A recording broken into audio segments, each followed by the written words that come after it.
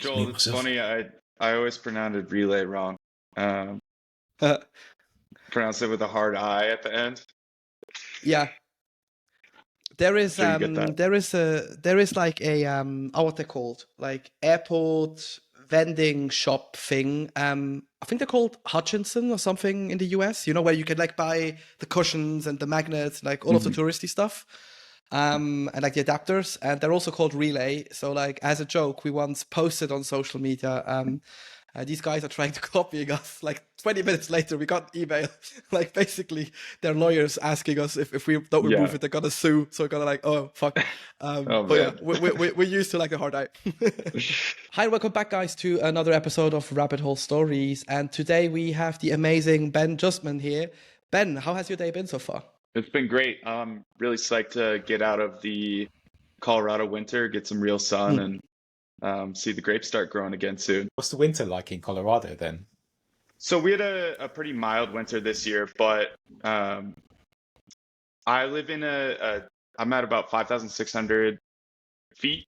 I'm sorry, I can't do meter math there, but it's high enough into the mountains, but also has this interesting microclimate where there's a ton of organic fruit grown here. It's a great farming location, and then about an hour away from me is a bunch of world-class skiing. So it's cool. It's a cold winter, but it's relatively mild compared to a lot of other mountainy, wintry places, and a perfect spot for growing fruit, grapes, peaches, cherries, everything. Nice. I was just about to say before, I think you had like, did you like not have snow and now it snowed again? And it's basically just a on again, off again It's on and relationship off. with the weather. Yeah, Colorado weather is known for being extremely unpredictable. When I first moved to Colorado when I was 8 from Texas, the last day of school on May 25th was a massive snowstorm. And obviously mind-blowing coming from Texas, hardly ever saw snow, but it's really one day to the next is completely different. You have no idea. So I'm kind of interested. Do you associate yourself more with like Colorado now or Texas, or do you just don't really care? I love Austin. I stayed connected with all my friends from 0 to 8 there and have family that lives there. So it's kind of a second home to me, but I grew up in Colorado from 8 on, and outside of a 1 year traveling and living in Southeast Asia, I lived in Colorado my whole life. So I'm very much a Coloradan and will likely call this place home my entire life. That's awesome, man. Listening to your whole weather situation, it's the same in England. Like we are obsessed with the weather here. We have 4 seasons in one day. One day you get like sunshine, and the next it would be like snow. So yeah, it's unpredictable at best. And yeah, you don't know whether to go out with a jumper or layers or whatever. So I can empathise with your predicament over there. But mate, you got into Bitcoin from what I heard, because it was about 2021. Was that right? Yeah, it was near the end of 2020, so I unfortunately wasn't around to catch the COVID drop into the 3Ks. But yeah, I guess just to get into the background, I was really into personal finance for a long time, kind of just dialing in my own, and got to the point where I had mine dialed in, and I just loved it so much that I wanted to help my friends. So I would help my friends get theirs dialed in as far as budgeting, the right bank accounts, the right credit cards for rewards, building credit, all that stuff. And all through from like 2016 to 2020, I was just helping my friends with that, anyone that was interested. And in 2019, I kind of had this shock to my personal financial system, just in how I viewed things. There was a repo rate spike that Lynn Alden talks about a lot. And I didn't know what that was, but the effect of that was it dropped my high interest savings account from 2% interest, which I calculated as keeping up with inflation, to essentially 0% interest. And so that was my like light bulb. Something is wrong with this system. I have no idea what, and I have no idea what caused this, but my savings can no longer keep up with inflation. I was just doing index funds for investing, low risk, and hadn't started my business yet at that point. But weirdly, in 2020, from 2018 to 2020, I was living with a guy who was orange pilling himself. And I didn't know this really until 2020. And I remember him walking upstairs during the COVID crash. I was working from home at the time, and he was like flexing and all psyched, like, I just bought more Bitcoin. I was like, all right, dude, cool. But I had been starting my business for the last 6 months of that, and then moved home to build a house with my dad on our family's property. And when I moved home, I moved in with one of my good friends from high school, who I consider to be one of the smartest people I know, who, as it turns out, was a Bitcoiner. And so he and I would talk geopolitics, economics, all that. I just love talking about that stuff. And obviously Bitcoin comes up. And so at first I'm like, all right, dude, like, you're crazy. This is a hedge against the system. I understand you're hedging the system, but like, all of your investments are hedges. What are you doing? Like, are you just betting on systemic collapse? And so I then, he's smart. He talks to me about it a little bit more. I get curious. I want to understand this. And so I'm building a house with my dad, and I just start listening to like 4 hours of Bitcoin podcasts a day while I'm building the house. So I'm working on the winery, which is extremely low time preference, building this house, which is extremely low time preference, and an introduction into like what it's like to feel like you own property. And all that time I'm listening to Bitcoin podcasts, getting orange pilled. And finally, after my journey of learning about personal finance, learning what money is, which is great. So during that time of really high intensity orange pilling, I'm having my mind blown up, like completely flipping the way I think. Basically, right as I started learning about Bitcoin, that was the 2020 election, in which the primary, I had voted for a socialist leaning candidate. The 4 years before that, I had voted for a socialist leaning candidate. And through Bitcoin, I realized that I thought that the solve to the world's problems was more/better government. And what I realized is that it's the opposite. And I don't know what the best form of government is. And I think at each smaller scale, you can maybe get more controlling government. And when I'm talking smaller scales, I'm talking like family and town and community and stuff. But basically had my mind flipped the other way in a lot of things, and it came out the other side, a Bitcoiner with a very new lens of the world and the ability to see from outside the system and look in on it. Whereas previously I was within the system, looking at it, just wanting it to be better, and didn't realize there was a way to look outside, or was a perspective from the outside.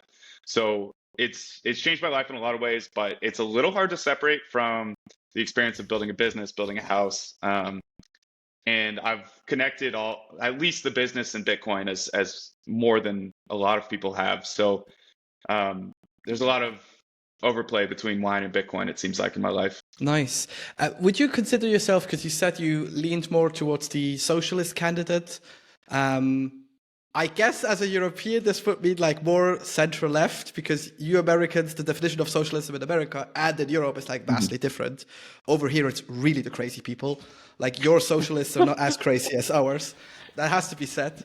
But through Bitcoin, would you say you've taken a more open-minded approach, more libertarian approach? Like, has it changed your perception of politics as a whole as well?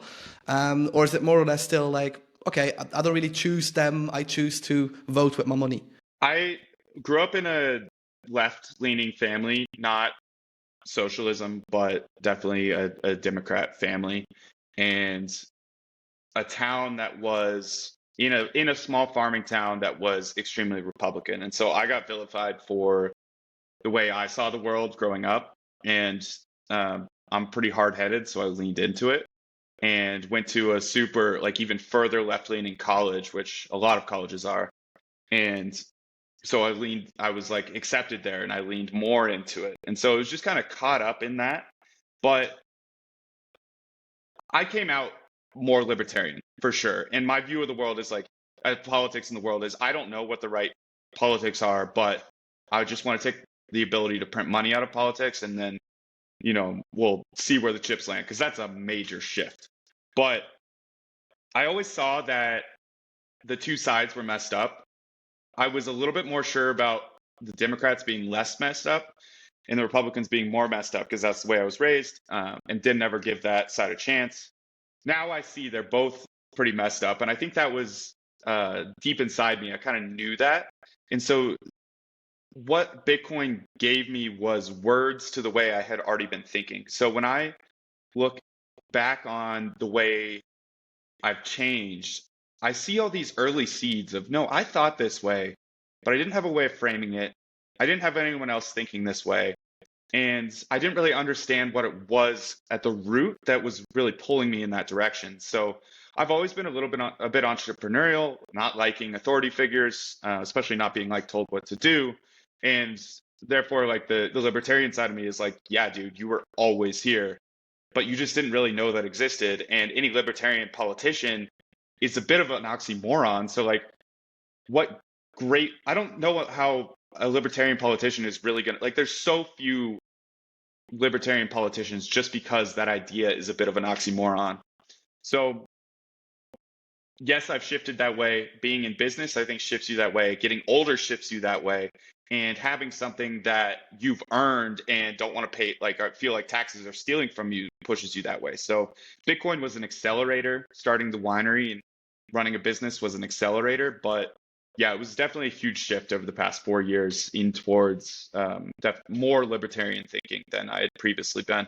I, like you, Ben, pre-Bitcoin, would have identified more left-leaning politically. And you're right I agree that throughout my sort of left-leaning political identity, if you like, I kind of had some sort of questions or sort of like discomfort about some of the things, but you have to choose a side, right? You're either left or you're right, or there's this sort of like pool in society where you're sort of like forced to make a decision, left or right, blue or red. You've got some people that identify as libertarian in the world, but you just think, oh, they're just kind of like the crazy people, right? And then obviously discovering Bitcoin, you realize that it doesn't really matter. The polarization is just a different shade of the same thing, right? It's two sides of the same coin. And I'm just curious how that sort of transition has been like for you emotionally, because it seems like throughout your life, that's been part of your identity, and now you've kind of come out this sort of transition, or you've delved deeper down the rabbit hole, and that's kind of changed and shifted your political mindset in a way. And I'm just curious about how that's played out for you. Yeah, talking about politics is like definitely something I think about a ton. I'm interested in geopolitics, and to me, it's like sports, where it's something I enjoy to follow.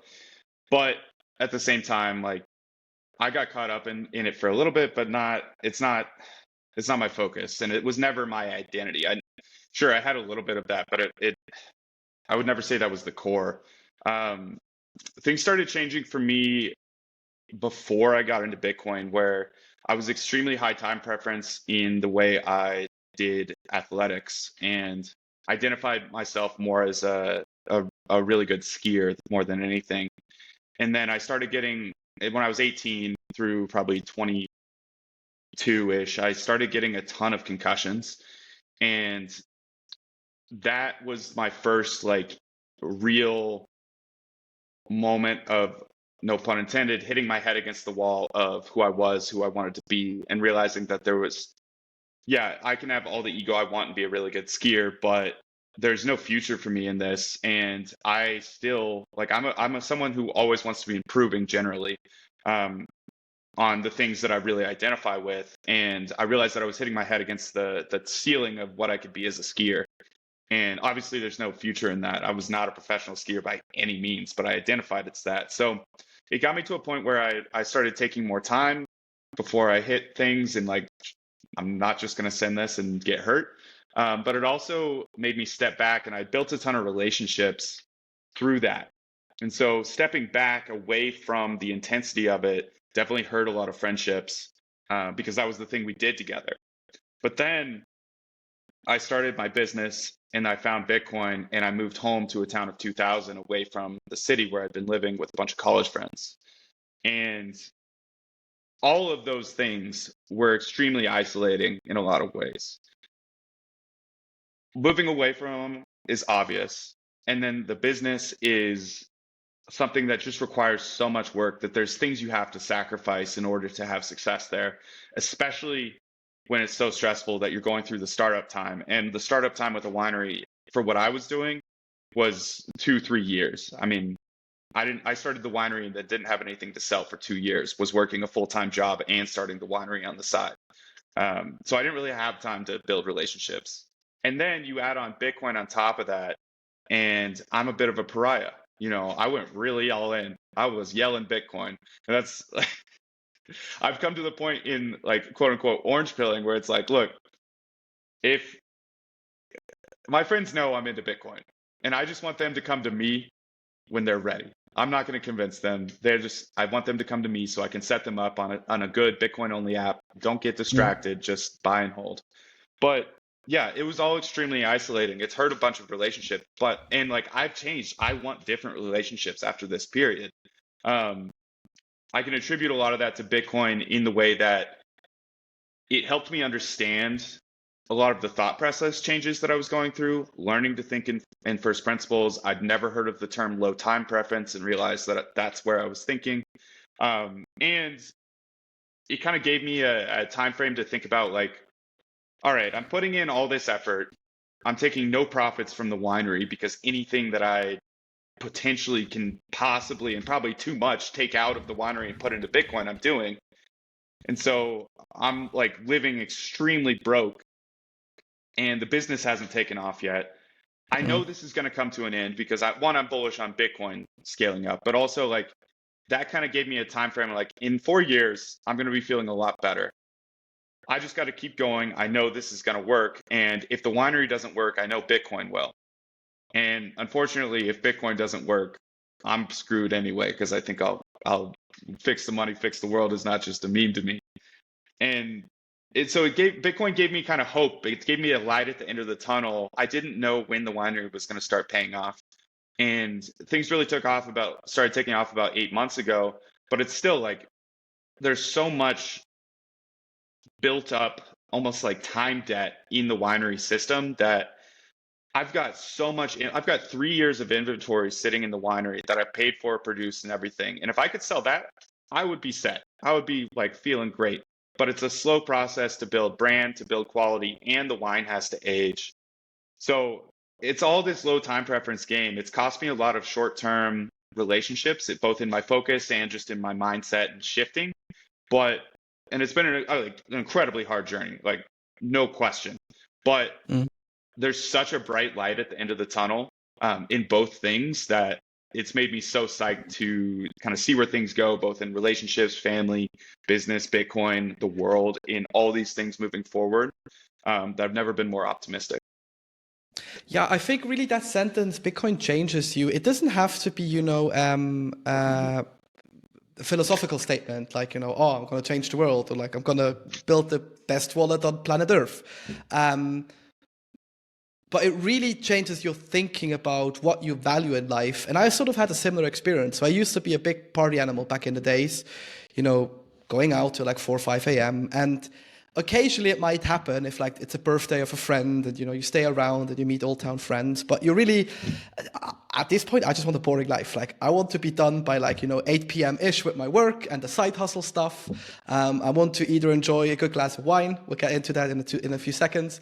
Or just cook a meal, have a lovely evening, read a book, go out for a walk with my dog, whatever, or maybe meet friends for dinner and not be home later than like 11 p.m. For a lot of people, that sounds boring as fuck. But for me, that's the way I want to live life. Ideally, like a little cabin, in a small town like you described, and then I think everything is settled. So that's amazing that you actually not only had found a way to get there, but also realized like, oh shit, there's stuff changing. And part of that change, from what we've heard, is your wine business. And I'm curious as to, because I know your dad has been in wine his whole life, I think you said in a previous podcast or something. Or pretty much. So it was a hobby for him for the last 15 years. Okay, But I'll go into it more in depth. Go for it. Yeah, nice. And did that like did you just have like a father-son interest there? Like it started emerging from there, or why did you decide to start up the winery, and yeah, basically sell kick-ass Bitcoin wine? So I grew up on the same farm I'm living on now, and it was my dad's dream to grow all his own food. So he retired at 52 from designing and building houses and built his final house on our property and has been doing that since 2002, just like retired to working 10 hours a day on the farm and not making money. So he had a few different blocks of apple trees. This is like lifelong dream re- uh, realization for him. So he planted like a little bit of each kind of fruit tree that grows well here just to have a bunch of variety, and had a bunch of blocks of apple trees that were planted both as in for mass production and as varieties that don't really make money anymore. Um, and so he had a few blocks of land that he didn't know what to do with. And a friend of his who's a winemaker in the area convinced him to plant Pinot Noir. That guy was going to buy all the grapes from him. My dad was never planning on making wine. But after the third year of growing, the grapes finally produced grapes. And my dad was like, hey, come buy them. The guy said, no, but I'll teach you how to make wine. I want them the next year when the grapes are a little bit older. So my dad made wine, realized that that was like way easier than what he was doing growing them, and said, well, I grow all my own food. I'm going to make my own wine now. My dad being who he is. So he never sold the grapes to that guy and just made wine from 2006 till 2019 when I started making wine. My dad is an incredibly successful guy, great hard worker, but I will say he has, I think, no sense of taste or smell. And the wine he was making was really good. And I knew my dad, I figured my dad knew something about it. I had never been totally connected growing up. I worked the summers on the farm for him, absolutely hated it. A lot of that because the dynamic of just working for your dad, when you're a dad and your boss can be a little bit tough. But I started the winery knowing I wanted to have my own business, knowing that it was a bit more connection to the land. And in the back recesses of my mind, I knew I wanted that after living in the city. And also, my dad got the money to build his first house in the early 70s when his dad died when he was 27. He borrowed the life insurance money from my grandma to build his first house, which was like all the money my grandma had. She loaned it to him, built his first house, and started building his house. It started his career, basically. And so he loaned me the equivalent amount of money in today's dollars to start my business, and also had a bit of infrastructure to get me going in wine. No way could a 25-year-old who's never made wine before start a winery without like a ton of money to lose. And so I was set up as someone who was like, okay, my dad's going to teach me how to make wine. He's had success. I have enough financial backing to at least get me going.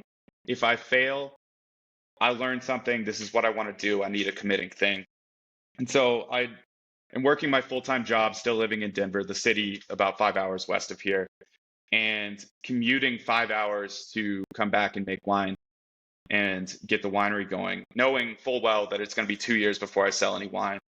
And I get back, have borrowed the equivalent of my life savings to start making wine, start doing it, and realize right away that my dad has no idea what he's doing. So my whole like, okay, my dad's going to teach me how to make wine and I'll figure this out because he made good wine, was just like out the window. Wow, you are all in, dude. You're going to have to figure this out yourself. And so I had this like, I knew this is what I wanted as far as I wanted to start a business and I really wanted to commit to something. And this was just like the perfect opportunity for me. So I just went all in on learning from other winemakers, reading as many books as possible, learning about running a business in general.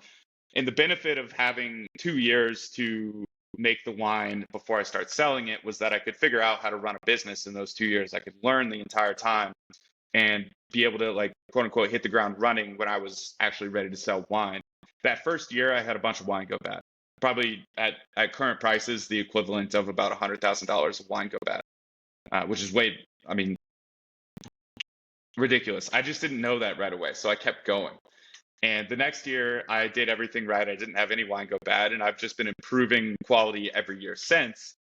Um, but yeah, it's been it's been a pretty insane journey as far as like learning that from the basics and getting started. But incredibly rewarding and great to have a physical product that I can enjoy, and also one that's like a vehicle for great conversations and relationships. It's super easy to bring a bottle of wine over and have a good conversation, make a dinner a little bit better. But you asked me about family, and yes, I started this a lot of because my dad, and it's been incredibly gratifying to take my dad's life dream and build my own life dream on top of that. And I think my family is going to be like super well set off because of this. That said, like I hated working for my dad, and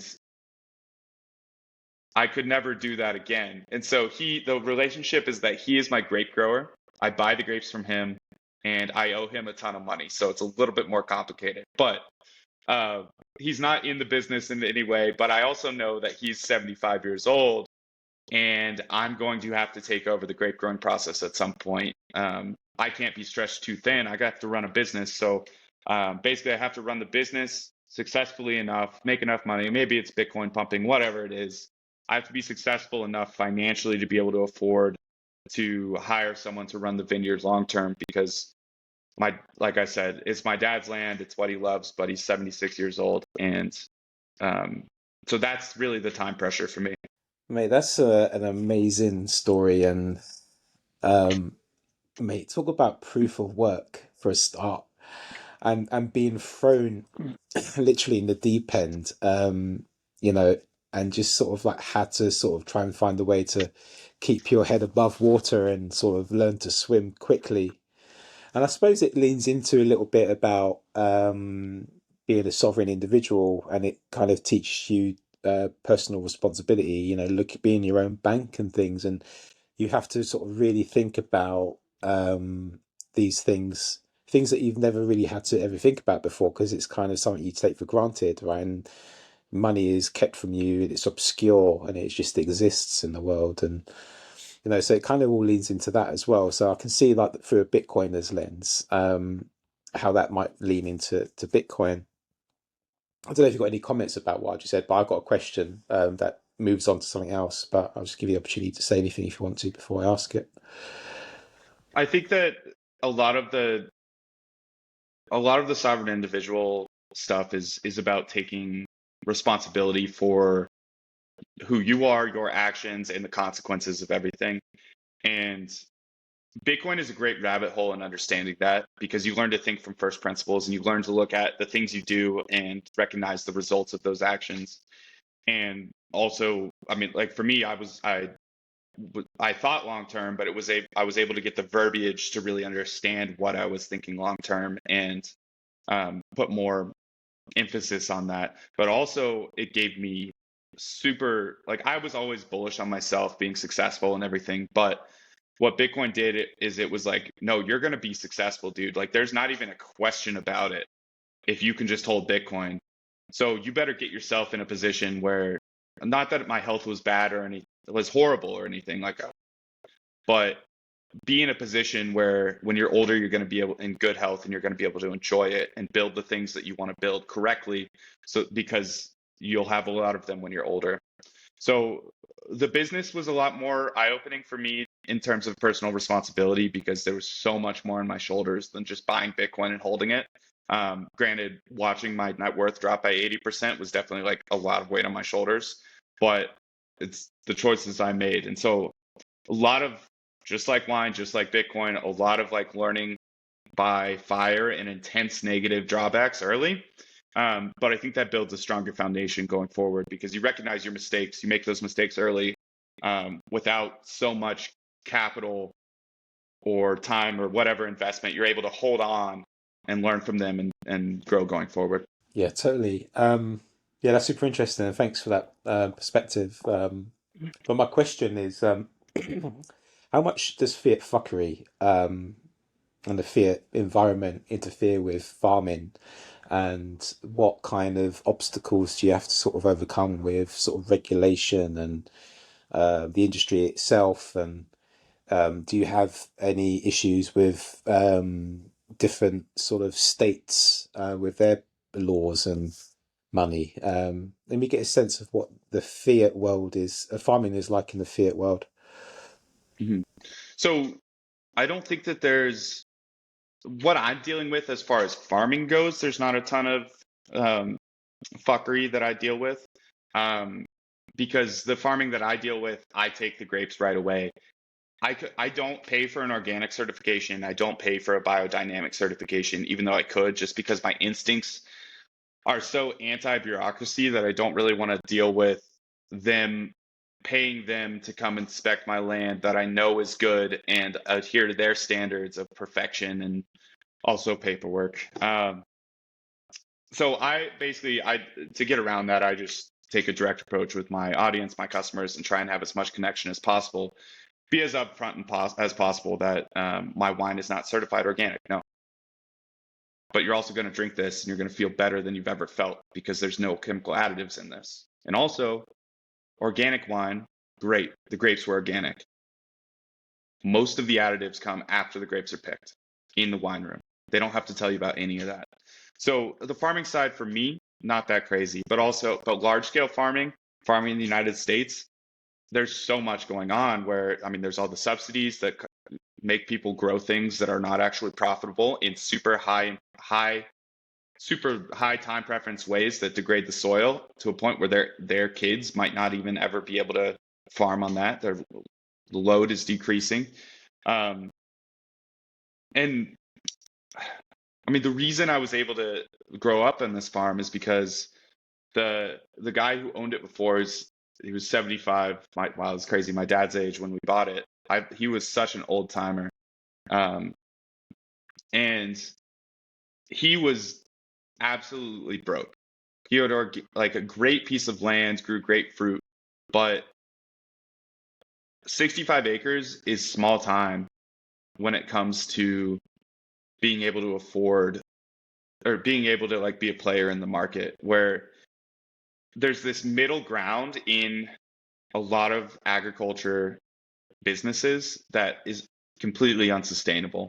You either need to be, and this is in wine as well, where you either need to be small enough to be able to sell it all direct to consumer for a higher dollar, or large enough that you can compete on a large scale and have the economies of scale to be able to get your price down and be able to afford the rock bottom prices of wholesale fruit.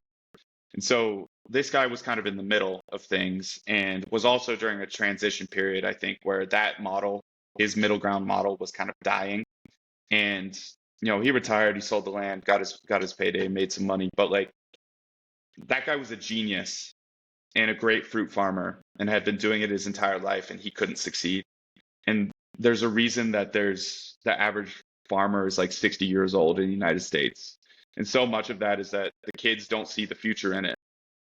Sure, it's not sexy, but also it's not, you just can't make money in it. And it's like there's no view of change on the horizon in a lot of farmers' landscapes because they're just surviving moment to moment, a lot of them are surviving on subsidies. And there's no real growth opportunity. It's just, let's keep doing it. Let's eke by, and maybe we'll be able to sell this land one day to retire. And the kids don't see a future in that. They want something brighter. I mean, it's not just like, oh yeah, I don't want to go work the fields. It's that they would want to go work the fields if there was a bright future, whether financially or successfully in that, but it's hard to see for a lot of things. So I see it in my town. There's a small farming community, a lot of great organic producers that produce really high quality, smaller scale stuff, but even them, it's really hard to scale. So it takes a bit of community. There's a lot of community tools and help that people have, but yeah, it's really hard to scale as a farmer when you're really just like, if you're either large and you're selling to corporations for rock bottom price and competing with the entire world on price in an area with a strong currency, or you're small and just have to do everything yourself. And I mean, that's just always going to be hard. Yeah, definitely. And I think when you previously spoke about how you lived in Denver and then moved 5 hours away, basically to your hometown, where you grew up and stuff.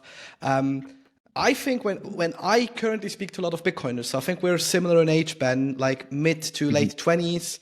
You're still in that like hustling phase. You obviously have to earn the money.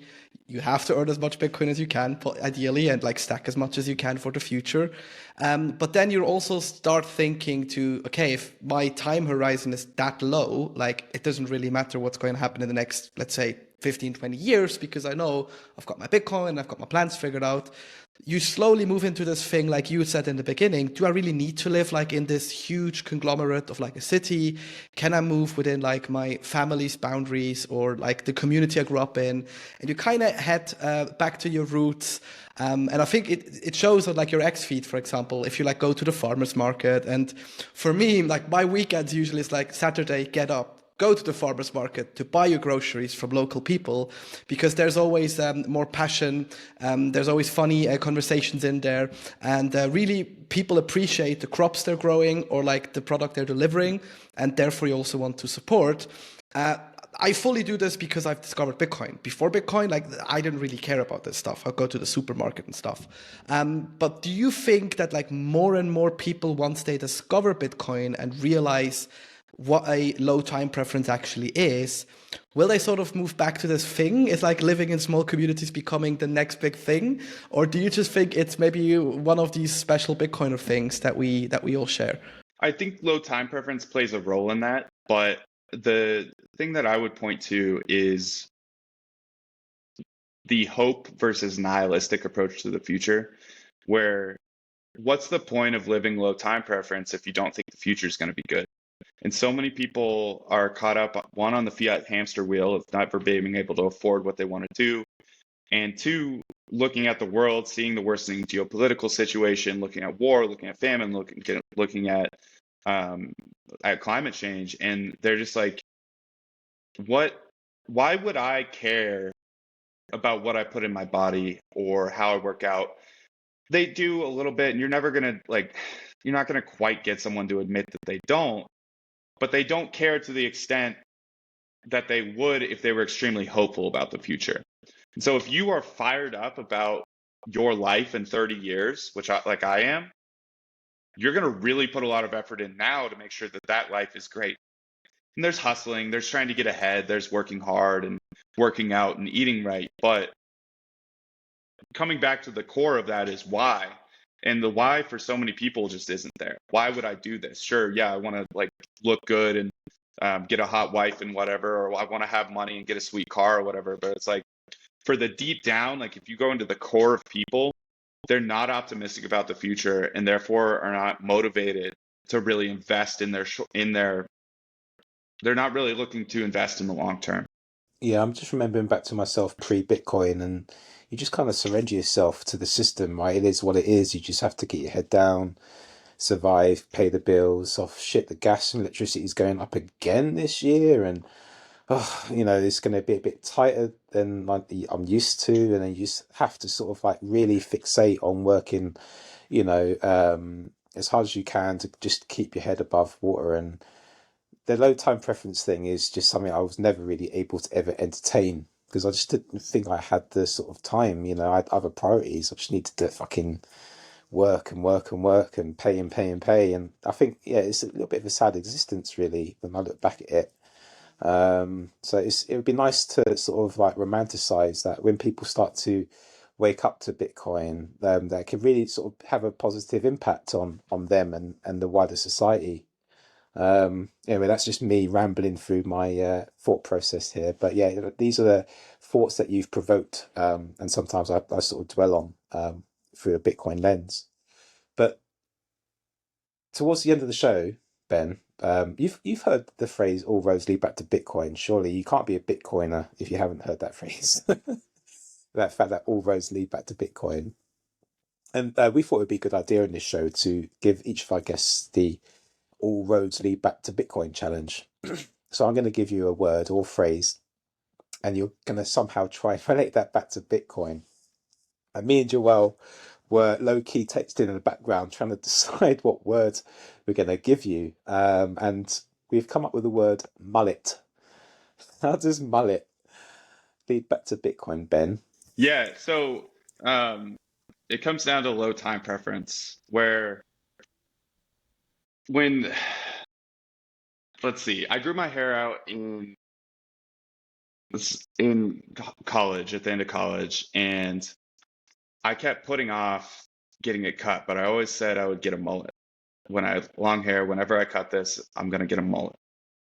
And I put it off so long that I was moving to Vietnam and had to get it cut because I was not about to live in the heat of Southeast Asia with hair down to my nipples.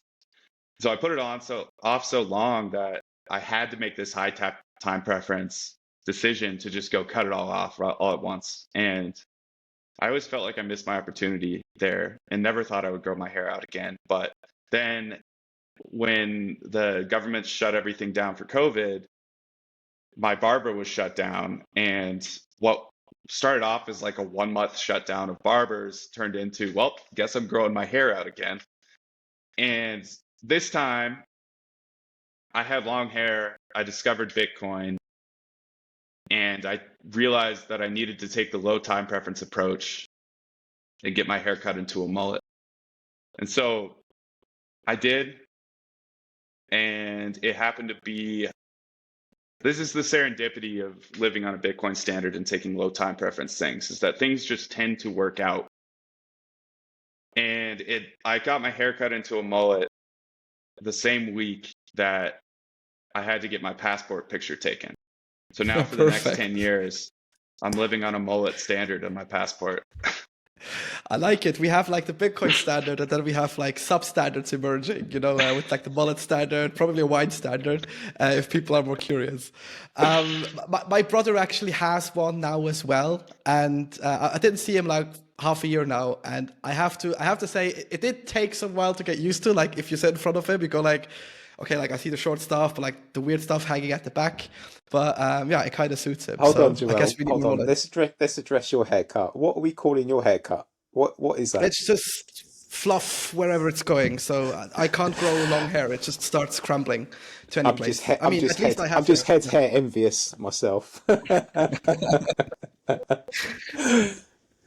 Ben, if people want to find out more about you and your wine, where can people find out? And this would be the place and time in the show now where if you got any special drops, anything to shill, please do so as well. Of course. So I sell wine in the US only, unfortunately, so I can't get any wine to Europe, but I sell wine online at peonylanewine.com. Sure, that'll be in the show notes. And then I'm on Twitter at Ben Justman. And what I do is I make wine with no additives. In America, that is a huge issue. People complain all the time about getting headaches when they drink wine. They just feel horrible afterwards. And wine's kind of a black box. Like there's a ton of ingredients in wine, but it's the only food product that doesn't require an ingredients label. So you have no idea what's in there. It's also this like classism thing where, oh, you don't know your like this specific wine. Like it just feels unapproachable. So I'm trying to make wine approachable and get people to think about the long-term benefits of drinking wine, where you can drink it without feeling bad the next day. I get texts every day like, "Oh my God, I drank your wine last night and I don't feel hungover today. It's blowing my mind." How much did they So drink? once you experience, well, that's the thing is like my birthday was a couple weeks ago and I had a ton of wine and I went to bed that night and it blew my mind how, wow, I'm drunk right now. And I didn't even think about being hungover tomorrow. That's not even in my mindset because and this is not unique to my wine. It's just hard to find natural wine and it's hard to know exactly what's in your wine. So I'm trying to be upfront about that and give Americans the experience that a lot of people have in Europe I get a lot of time, I tell people about the additives. Is that why I don't feel bad when I drink wine in Italy, but I come back to America and I feel horrible? So I'm trying to give people that experience. And my newest release is my Satoshi's Reserve bottle, which has been a 3-year project. Through my Bitcoin journey, I've always felt this pull to connect winemaking my business in Bitcoin. And so I set aside the best barrel, in my opinion, of my 2021 vintage. It turned out to be a Cabernet Sauvignon, and wanted to make this special for Bitcoiners only, because if I'm going to brand my wine as Bitcoin wine, it better be my best wine, because Bitcoin is the best money. So it's Satoshi's Reserve, 210 bottles. I released it on April 19th, right at the halving, and have sold about half of it in like 4 days.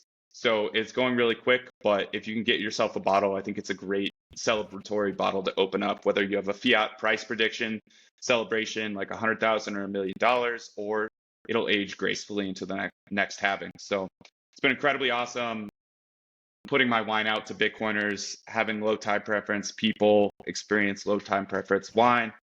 And it's also just incredible to work with people, have my customers be people that I want to hang out with generally, because I love meeting Bitcoiners in person and hanging out. So it's been an awesome ride, and appreciate you guys for having me on. Yeah, most definitely. And I think there's a theme picking up with wine and Bitcoin. A very good friend of mine, she's also selling wine from Austria with like special Bitcoin labels. It's called 21 Bitcoin Wines as well. And she goes on pretty much a similar step you do with the special collections. So I think like the trend on Bitcoin wine is very bullish, and people are picking up on that. And yeah, as you mentioned, all of the links will be in the show notes. We'll make sure to, whatever Ben said, link it there. And there's not really left for me more to say, Ben, then thanks for coming on, for giving us your finite time, sharing your inside stories and all of the amazing stuff you're working on. And obviously to our listeners as well, thanks for your finite time. And as always, stay curious.